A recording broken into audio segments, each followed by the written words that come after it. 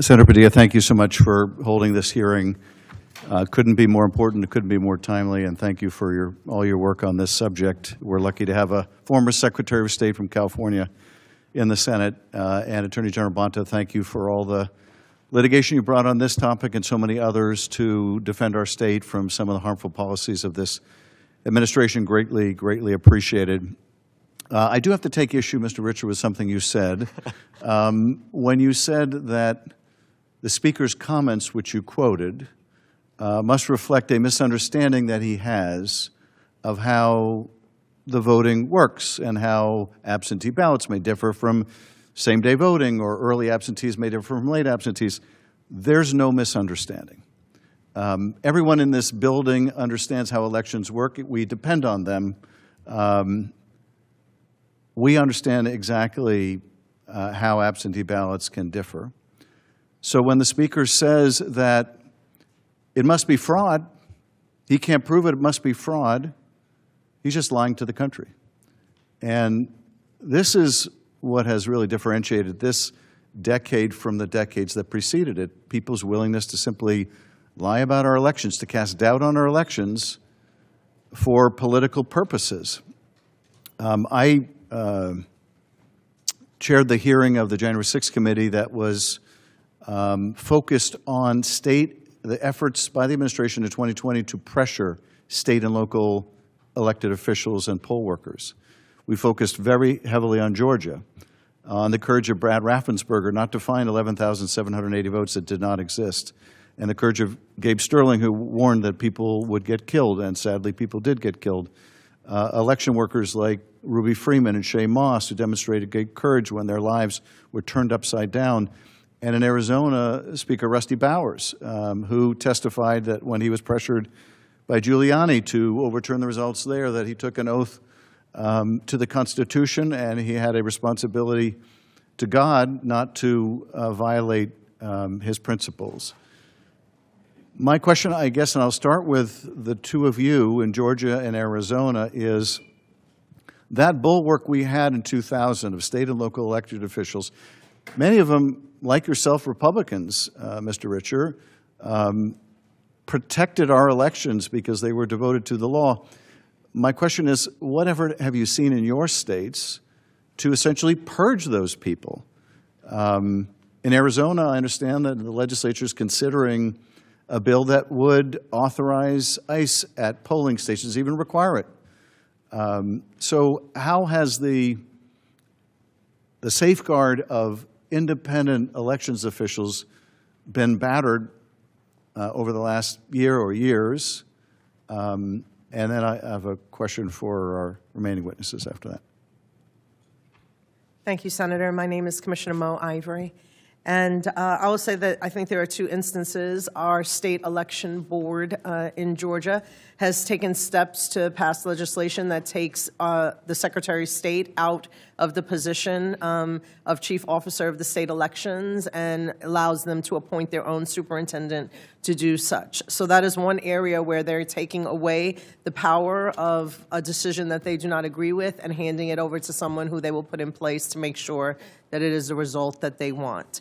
As far as Fulton County goes, on our state registration and elections board, we have two nominees that come from the Republicans and two nominees that come from the Democratic Party, and then there is a chair who is appointed by our chairman with a vote. Right now, there are two MAGA election deniers that are trying to have a space on the board, and we are now in court litigating whether or not we are even allowed to vote yes or no on their nominee presentations. In the past, whenever a party nominated a person to the Fulton County Board of Registration and Elections, we had the right to vote yes, no, or abstain. Right now, that is being litigated in court because they are trying to take the right away from us as Fulton County Commissioners to say who we want on our elections board. In the past, when a nominee from the Republican Party was presented and they did not get a 4-vote majority on the Board of Commissioners, they would merely present another nominee, and we would then go ahead and vote on it. But that is not the posture that they are taking anymore.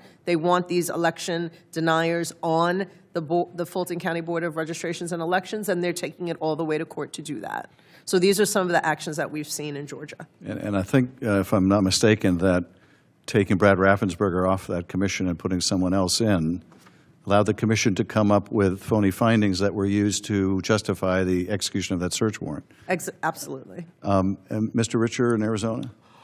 It's no secret that telling the truth about the 2020 election is not a terribly popular position to take in a Republican primary. There's a reason I'm here with you guys today instead of administering the Tempe mayoral that's going on right now in Maricopa County, and that's true of Speaker Bowers as well, who was unsuccessful in his reelection in the Republican primary. So things have changed, and certainly that sentiment is pervasive within many who are running for office now. I still have great confidence in our state laws, in our state courts, and in just the sheer number of people who are involved in the election administration process.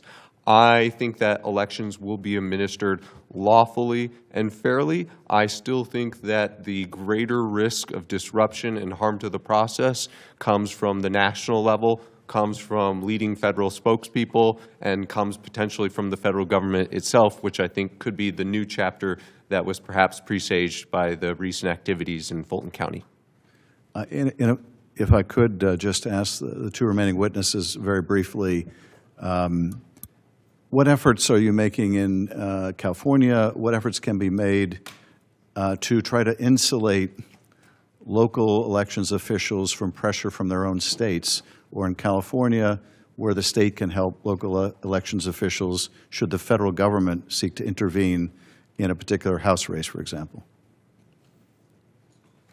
Well, we got a preview in last November's election when we had Prop 50 on the ballot, and the United States Department of Justice, led by, in the Civil Rights Division, led by Harmeet Dillon, sent so-called elections auditors to come to an election in California where there was only one thing on the ballot. It was a statewide election on a statewide proposition. And what we did was we sent observers to each of the polling stations to make sure there was no unlawful conduct, no intimidation, no voter suppression or disenfranchisement efforts by the United States federal government. Unfortunately, we didn't have a lot of faith and trust in their presence. As it turned out, gratefully, there was no misconduct that we were able to observe, but we thought it was important to be there and be present. And we are also, I'll say, the Democratic Attorneys General, 24 of us now, are gaming out all of the potential scenarios that we can think of for how our elections will be attacked or undermined, from having ICE or military at or near polling stations. And there's a federal law that specifically prohibits that, but the law has not been an obstacle for this federal administration. What we would do, what kind of papers we would file with the court, what kind of order we would seek, interference by the United States Post Office on vote by mail, attacks of the vote-by-mail system more broadly. We've done tabletop exercises and looked at all the ruthless ways a federal administration intent on undermining the will of the voters could do so. So we think we owe that to our constituents, and so we've been gaming out the different scenarios and preparing action in response. Senator, part of the way that the democracy movement has met Donald Trump's flood the zone with rule of law shock and awe over this past year, with more than 200 successful court outcomes, has been a 1-2 punch of the state AGs and our state officials doing that wonderful work, and civil society, civil rights groups, democracy groups like Democracy Defenders Action and Fund doing theirs. We also were fully deployed everywhere there was a DOJ observer on November 4th. We, sometimes representing clients like the City of Los Angeles, pro bono, sometimes private actors. We were deployed as well. We offer representation, again, pro bono, to everyone from governors on down, including all the way to local election officials. In fact, that's how I first met Stephen Richer, who now sits on our board, to make sure, we're a nonpartisan organization with a strong bipartisan board, to make sure that anybody who is threatened benefits from having belt and suspenders support. We will meet whatever is tried with that same overwhelming rule of law, shock and awe, and we will succeed in defending our elections in 2026 and beyond. Thank you. Thank you, Senator Schiff.